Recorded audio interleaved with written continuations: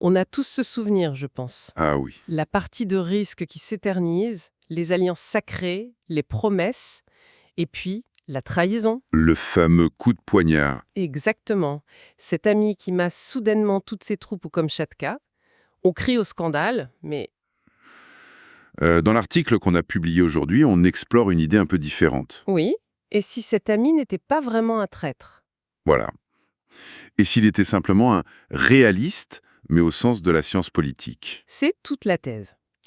Pour la développer, on s'est appuyé sur une étude vraiment fascinante de Petra Hendrickson qui date d'octobre 2025. Et ce qui est malin, c'est qu'elle n'a pas utilisé le vieux jeu de plateau. Non, elle a utilisé l'application mobile Risk.Global Domination.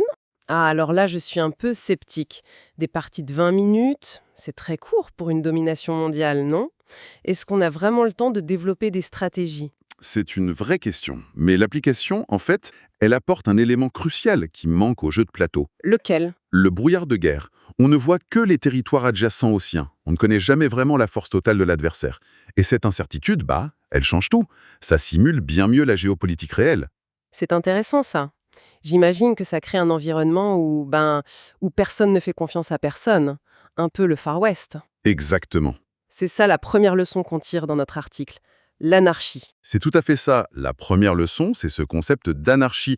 En relations internationales, ça ne veut pas dire le chaos, hein. Ça veut dire l'absence d'autorité supérieure. Il n'y a pas de police mondiale. D'accord.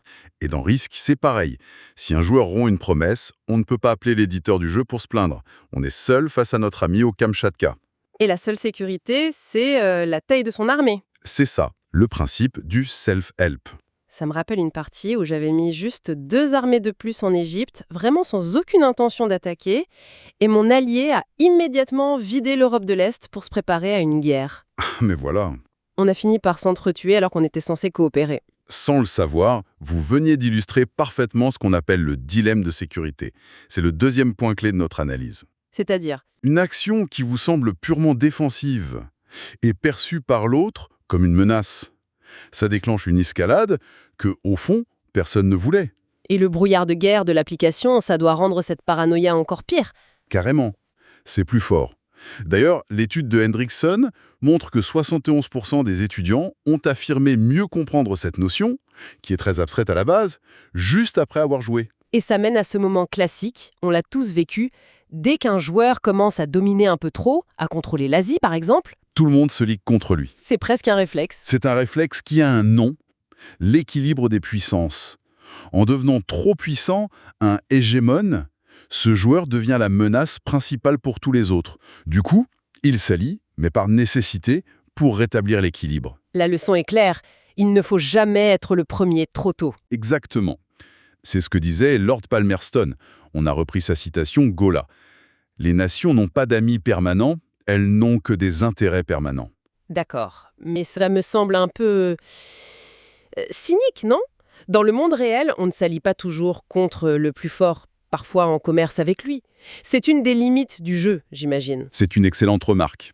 Et c'est la principale limite qu'on aborde. Risque, c'est un jeu à somme nulle. Pour que je gagne, il faut que les autres perdent. Alors que le monde réel permet des accords gagnant-gagnant. Tout à fait. Et on a noté 2 autres limites importantes.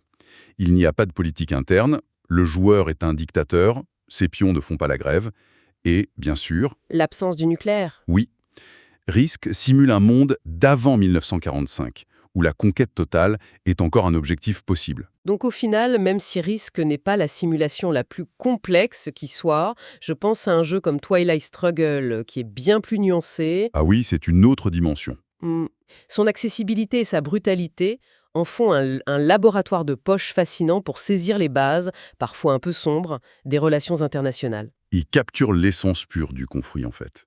Et pour laisser une dernière pensée, on a terminé notre article par une citation qui nous semblait parfaite. Mhm. Un peu sombre, un peu humoristique. Seuls les morts ont vu la fin de la guerre. Et des parties de risque interminables.